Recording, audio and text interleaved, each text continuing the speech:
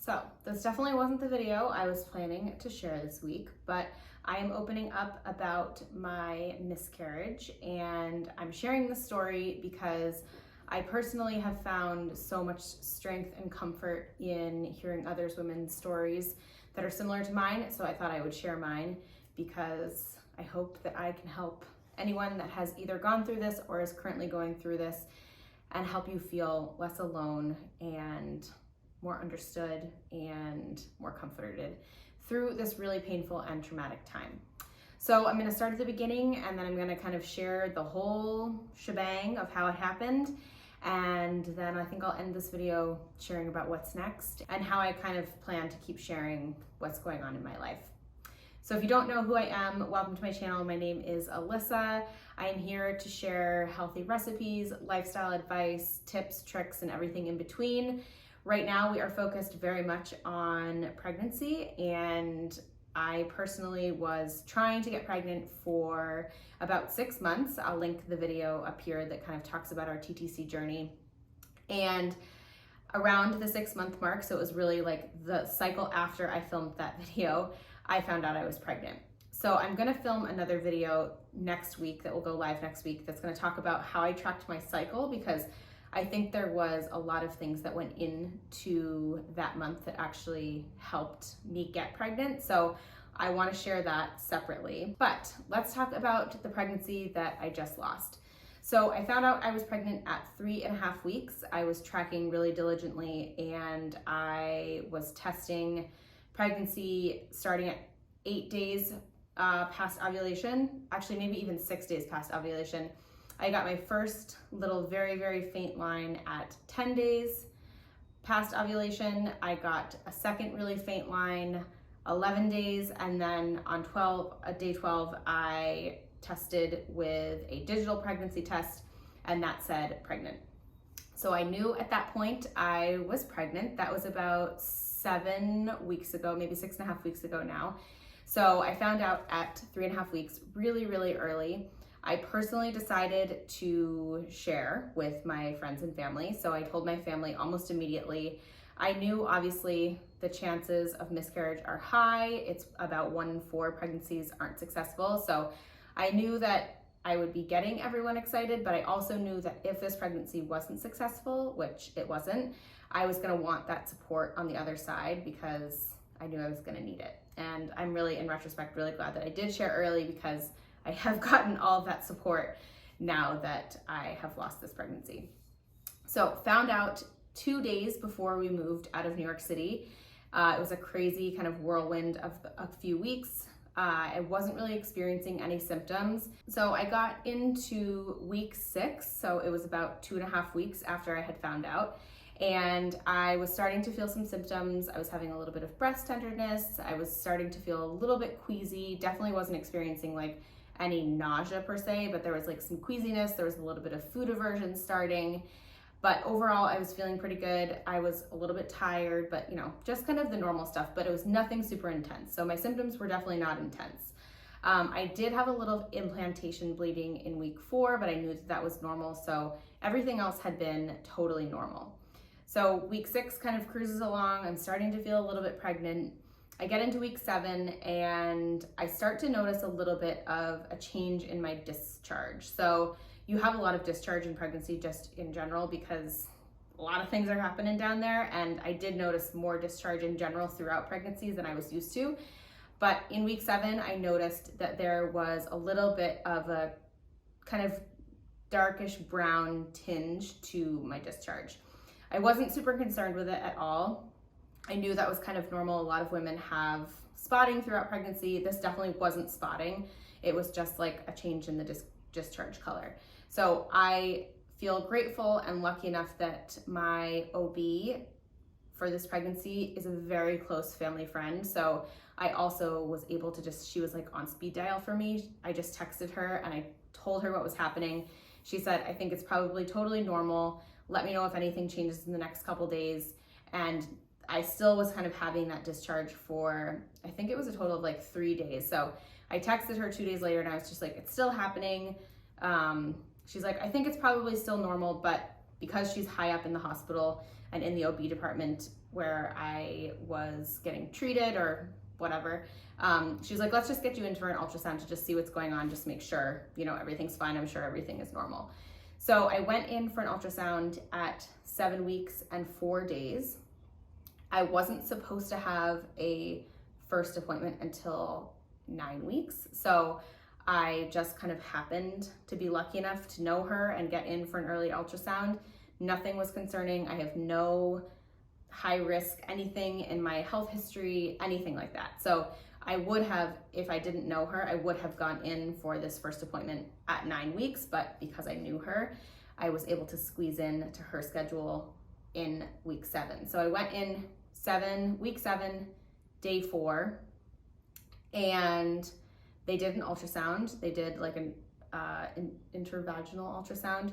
And at that point, obviously like the ultrasound tech doesn't tell you anything, but I did see like the little embryo, and like there was little Bean on the monitor. That's what I called this one. And so I had the ultrasound, went upstairs to meet with her, and she kind of gave me the results, and she walked into the room and she said, let's talk about your ultrasound, which I obviously immediately knew was not good. And she told me that the embryo had stopped growing. It seemed like the embryo had stopped growing at 6 weeks and 2 days, and they did not detect any cardio activity. So at that point, I was like in shock. I think part of me kind of knew this was happening. I can't really explain how. I just had this like gut instinct that something wasn't right. I can't explain it. I've said this to like everyone in my life, and I still can't explain how I kind of knew, but I just kind of knew, even though I didn't have any signs that anything was happening. She actually told me that the discharge I was experiencing was totally normal, and they could like see it was just leftover implantation bleeding. She said that had nothing to do with what was happening. So she told me that I was not at the point that they were ready to say this pregnancy is not viable. So she wanted me to come back in a week and they were gonna see what happens. She's like, sometimes embryos surprise us. Maybe you were off with your dating, which I knew I wasn't, but she's like, you know, you never know. Sometimes things change and the embryos just are like a little bit behind and it surprises us. Not likely, but it could. So I want you to come back in a week and we'll see what's going on. So I went home. Unfortunately, Matt was away on business, so I was there with my mom, which was like really great that I wasn't alone, but I was really sad to tell him over FaceTime what was happening. That was really awful.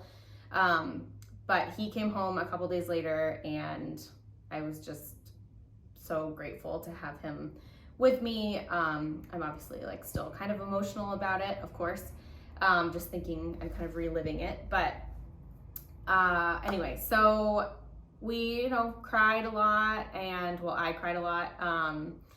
And I just kind of processed it. I was able to come up to the house that I'm in right now, which is a summer cottage that my family has owned in Maine for almost 100 years. And this I've shared before on the channel and elsewhere on social. Like, this place is my happy place. It's where I come to heal. I find peace here. So I was really lucky to be able to come here that like 2 days after I found out about what was happening, and really just like sit by the ocean and just like, process what was going on. So fast forward exactly a week later from my first ultrasound appointment, I went in for my second ultrasound appointment. I knew what I was gonna hear. My symptoms it would have gone into week 8, had pretty much disappeared at that point. So I knew that like my hormones were dropping, and I knew that I wasn't gonna hear good news. So I wasn't really expecting anything aside from like confirming what I already knew. So I went in for that ultrasound. They confirmed that the embryo had stopped growing at 6 weeks, 2 days, and I had what they call a miscarriage or missed abortion. And what that means is my body has not recognized that I'm no longer pregnant, and therefore it hasn't passed the miscarriage naturally. So I was presented with 3 options. One was called expected management, which is basically just wait and see what happens. Your body will eventually miscarry naturally. Number 2 was medication, which I could take to help my body naturally miscarry or miscarry at home. And then number 3 was a DNC. And they presented me with all 3 options. They said that for me, since I had already gone about 2.5 weeks, expected management was not likely to be the safest way to go because it just was taking a long time and it could take even longer. Medication was an option, but she told me that you have a lot more bleeding typically because you are passing everything at home rather than with a DNC, which like passes everything at the hospital. And 80% of the time people need to go in for a DNC anyway. So I decided that I wanted to do the DNC route. I kind of just felt like it was the easiest way for me to move on, honestly. I knew that it was probably going to be kind of painful, but I also was wanting to kind of have a clean slate. I didn't want to have to go through the trauma of miscarrying on my own at home and then having to go back into the hospital anyway. So I just went for the option of DNC. So that was a week later. So I was at that point, it was like when I would have been having my first appointment anyway, which is kind of crazy because so much happened in those 2 weeks. And I'm honestly so grateful that they happened the way that they did, because I feel like it was a lot less traumatic for me emotionally because I had like 2 weeks to kind of process what was happening before I even would have ever had my initial appointment anyway. So I went in for my DNC on Thursday of last week. So you're watching this on a Friday. It would have been a week ago at this point. And I was expecting it to not be that painful. It was super painful. It was like more intense than I thought it was going to be, but they ended up getting everything out after 3 tries, which was kind of rough, but they did it. And I've honestly been feeling pretty good. I haven't had a ton of bleeding. I really haven't had any cramping at home. And honestly, it's just like a very, very, very light period that I had for a couple days, and that was that.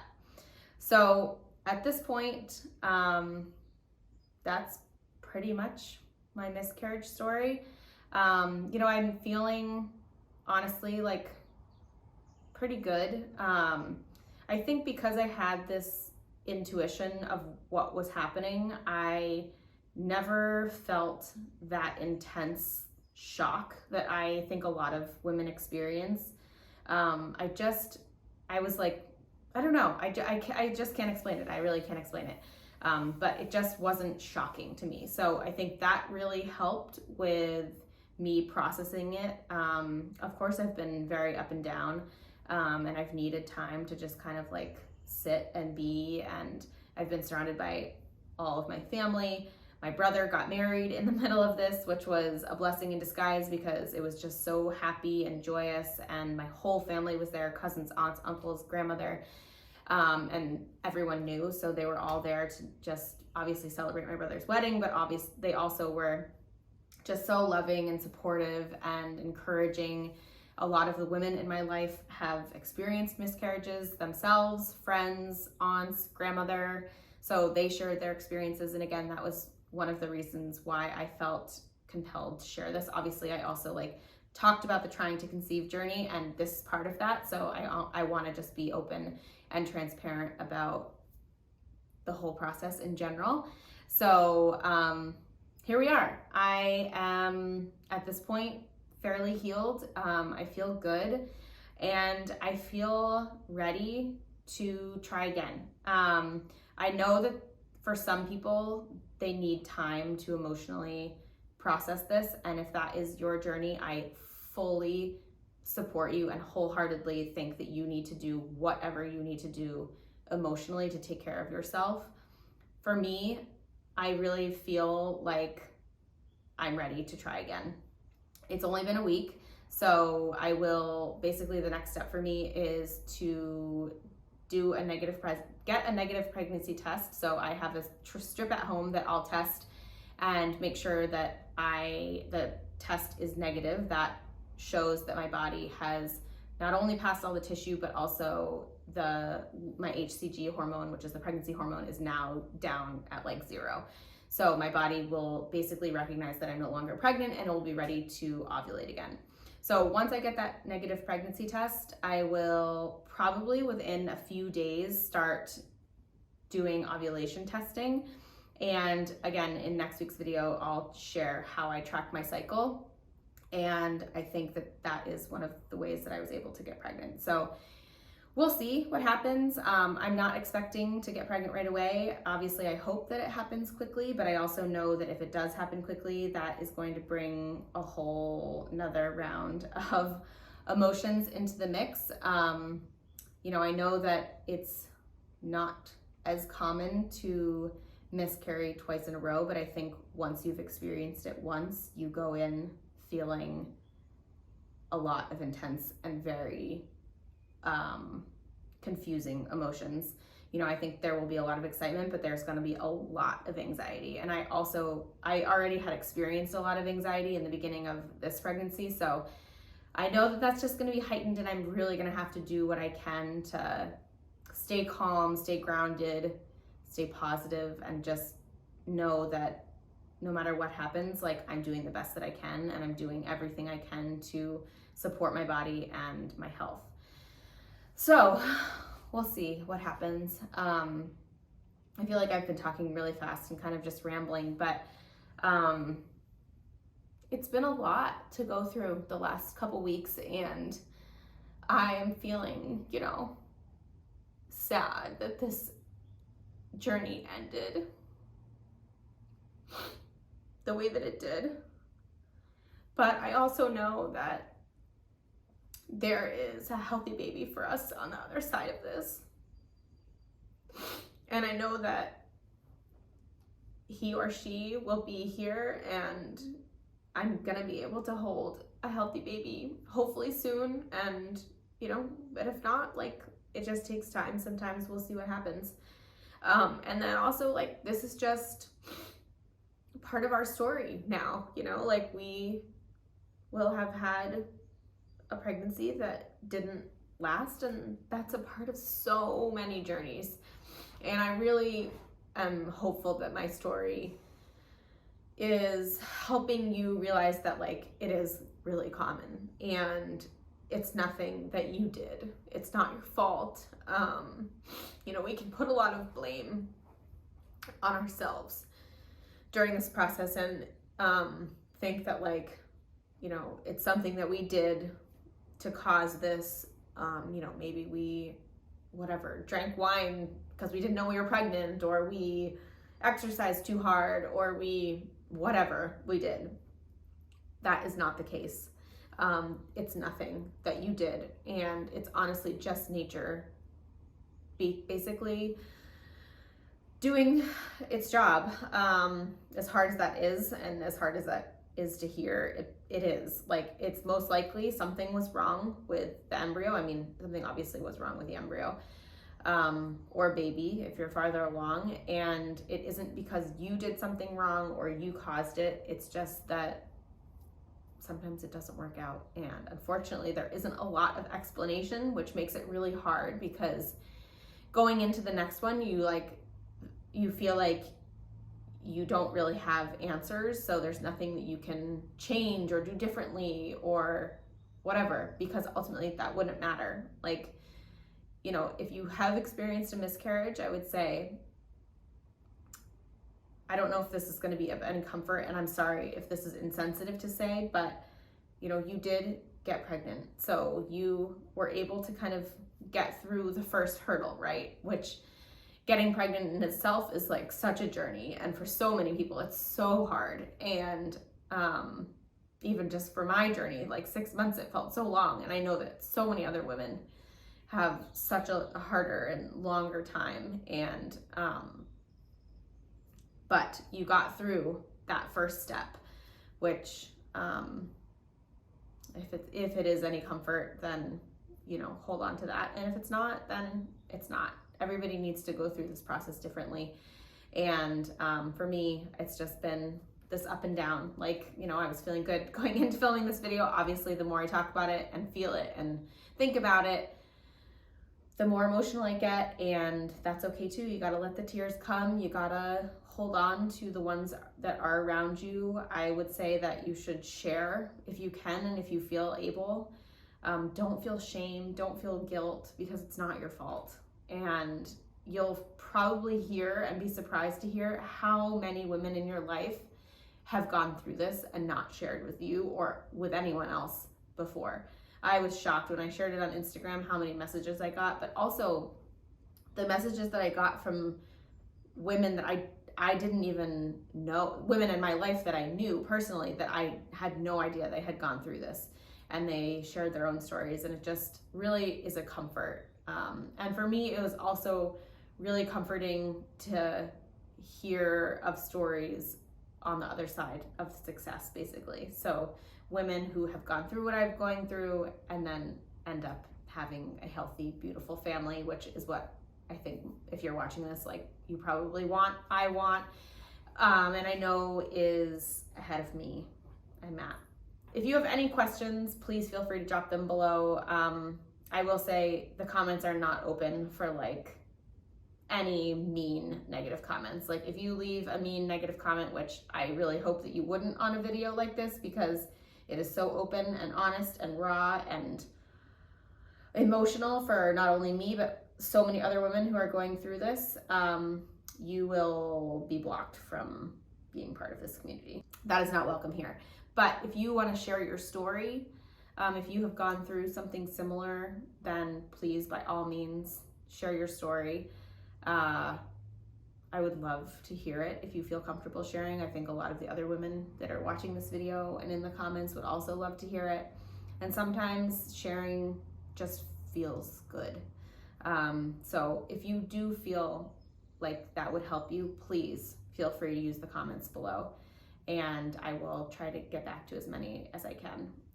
In the meantime, I'm not sure what the content will be for the next few months. I will share the cycle one next week, and then I don't know, maybe we'll get back to like what I eat in a day videos or vlogs or recipes. I'm not really sure. This has just been a very like all over the place time for me, and I'm just really taking it day by day at this point. So when I feel ready to share, get back to like regular content, then I will be back here. And until then, I just appreciate your ongoing support and love, and just being part of this community. It really does mean the world to me.